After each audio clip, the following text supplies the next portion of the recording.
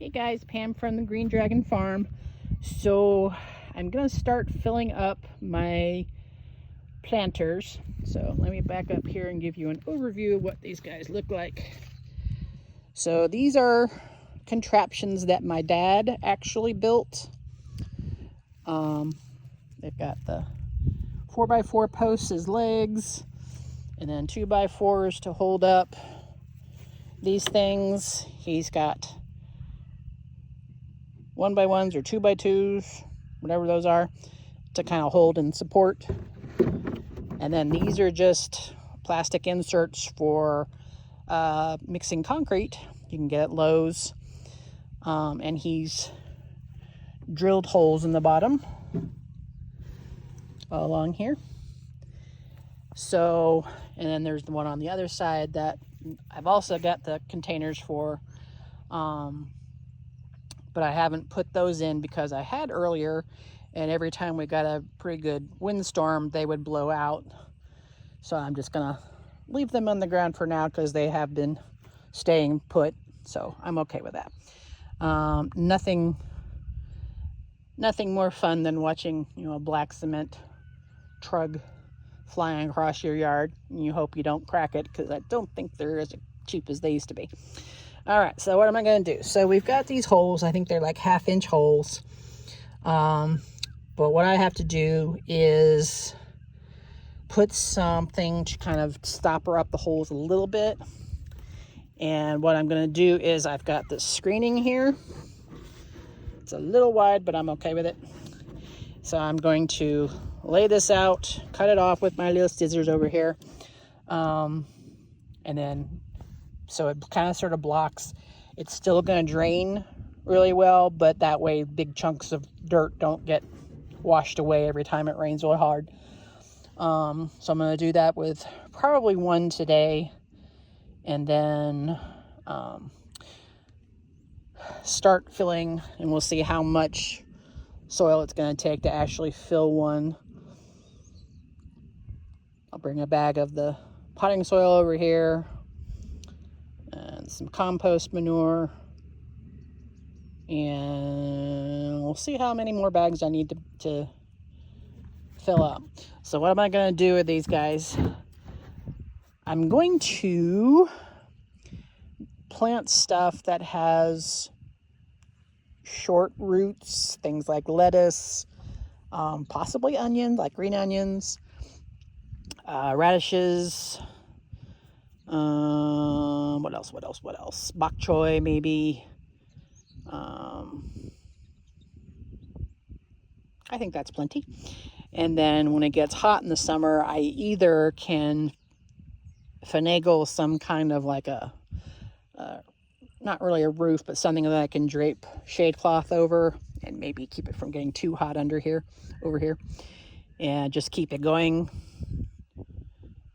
as long as I can this summer with those kinds of cool weather plants. Or maybe I'll just plant flowers, who knows, but then I'll have it again for fall. And the thing I really like about this is that this is like just above waist high for me. Don't notice the belly. Ooh, there. Yeah, so I can stand up to it, and I'm not bending down or anything like that. I wish I could do that with more stuff. And if I wanted to spend a whole lot of money, I probably could. But my dad made these for the garden over at my mom and dad's place. They're not doing all that much, and he was going to throw these away. And I said, can I have those? So he brought them over, and we got them set up. So let me go ahead and cut out the screening, and then I'll partially fill it up, and I'll show you what it looks like. Okay, so I put up a picture of what it looked like with the screen. Hopefully it shows up on camera. But I went ahead and put one bag of the potting soil, which is basically compost, perlite, and sand. Put that in here, and now I'm going to put the compost on here. As you can see, it's about halfway filled up. And you may be asking, why am I doing this in the beginning of February? What are you going to be able to plant? Not a whole lot. but it gets it in there when we have rains and snows and things like that. It'll kind of not compact, but at least get the soil in here settled. Nothing irritates me more to watch a YouTube video person who throws in a couple of bags of potting soil into, a pot or a raised bed, fills up a raised bed or one of those, cloth bag, soft-sided beds and things like that, and then go immediately planting. So I always give at least a week to let the new soil, the new areas and stuff like that kind of, get settled before I go starting planting. Because, if I were to, say I get the whole thing filled up to about here and go ahead and start planting stuff, by the time I come back in a week or so, it's going to be down to here. So I don't want to do that. I want to see how much more I may have to put in. Okay, so this is with a 40-pound bag of the compost manure and a 40-pound bag of potting soil, which is more compost manure plus, stuff, the stuff they call manure and compost, or especially compost these days, even with like the black cow. I bought a couple bags of that, and there's an awful lot of like sticks and pieces of wood, which, I really don't want to pay for. So this year's variety of, I think it's Garden Magic, that I've bought several times now before, not as good, but I don't think there's a lot of compost manure or potting soil that's as good as I want it to be. So with 80 pounds, this is resting on the little supports, and there's about 2 inches or so to the top. Now this whole thing itself is like 8 inches deep. It's like 8 inches deep. So again, I probably will top this up in a couple of weeks, or as I get closer to, and I just go through and mix the compost and the potting soil together. And if I find pieces of wood that I don't want in here, I'll just take them out, throw them out onto the ground. They can do what they want somewhere else. And then I can come in here and make little rows, plant some seeds, cover them up.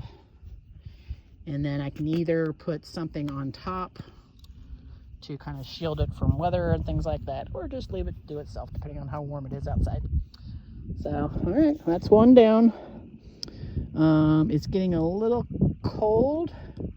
Supposedly we're having a little cold spell. Yesterday it got up into the 70s. Today it hasn't even gotten out of the 50s. I'm not mad. It's February after all, but it's amazing how acclimated you get to warmer weather or colder weather. I don't want to get too hot, but I also don't want it to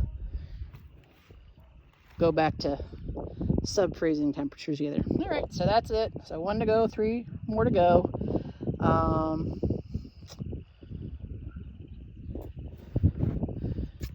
I thought my dad had a pretty nifty little design. I've got it up on the capper blocks to keep it from sitting. These guys had been just sitting on bare ground for several years, and you can see some where it got wet. It's not too great, but it's still pretty solid, so I'm not going to worry. So these are 2 40-pound bags, so there's 80 pounds in this sucker. So this whole thing's going to probably be close to 200 pounds worth of weight if they get totally filled up.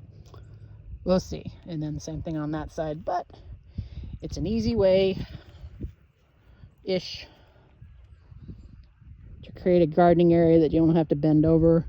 It's especially helpful if you or your father or your mother have woodworking abilities and like to do stuff like this. Oh, look. Daffodils are coming up. Yay. Okay. And this is actually a feed trough. Back 20, 30 years ago when I had horses, This was a feed trough that I actually used to feed my horses in. And my dad brought it over here. He drilled holes in the bottom, and I put screening down on the bottom of that too. Filled it with soil, and then periodically top it up. And right now I've used it for everything from strawberries to, we got some bunching onions, which this is their second winter and they're still alive, but they're not looking too awfully pretty. So what I may do is I'll go through and dig those up, separate, remove all the dead stuff, and if there's a couple that are still fairly viable, I may replant them here.